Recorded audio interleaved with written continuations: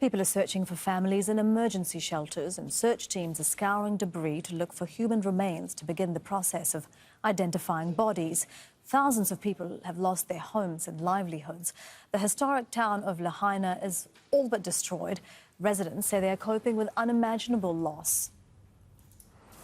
It's been so hard, very hard.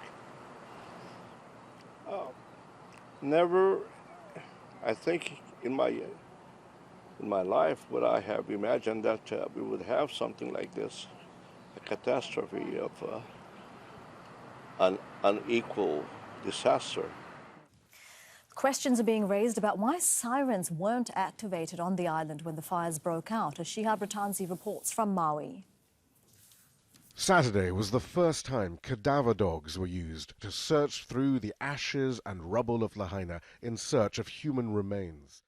Buildings were marked with a bright orange X when they were searched, and with the letters HR when human remains were found. The police chief said it was a slow process. Just so you know, 3%, that's what's been searched with the dogs, 3%. We got 12 more dogs on the way today. We just made that, I made that request, FEMA made that happen, they're on their way.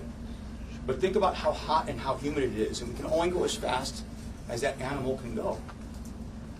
So we're bringing in more. Once again, officials deflected questions on whether more could have been done to prepare for such a ferocious fire and whether warnings should have been issued before the flames engulfed the town. There's a lot of energy you can spend on this tragedy right now. I think that time should be spent on recovery and rebuilding. But it's now clear that reports have been issued since 2014 specifically about Lahaina's increasing vulnerability to wildfires. Not only that, authorities were alerted in 2020 about the possibility of the winds associated with a hurricane located hundreds of kilometers away from Hawaii acting as a catalyst for fire here.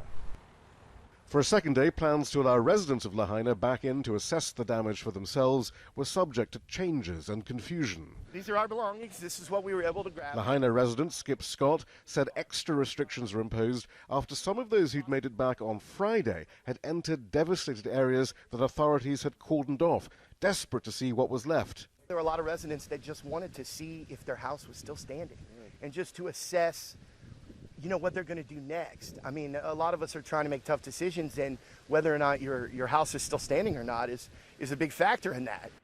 But it's these areas that are thought to contain yet more dead, and still over 1,000 residents remain missing.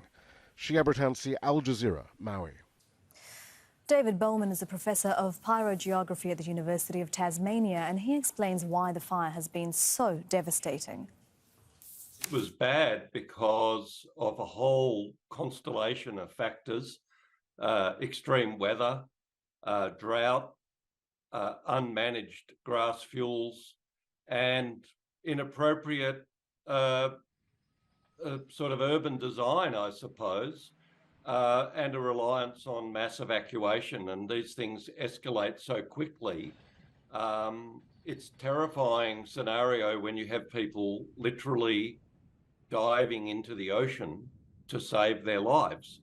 That's not acceptable. That's not adaptive. The famous idea of what's called a grass fire cycle, and Hawaii is the icon of that, where you introduce grasses from tropical regions, very robust grasses, and they have no herbivores, native herbivores to eat them. So you have this extraordinary biomass of grass fuels, and then you get a drought.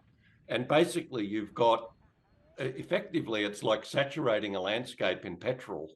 And all you need is a spark and a strong wind, and you cannot outrun this fire. And that's why we're suspecting that so many people will have died, because they didn't have a chance.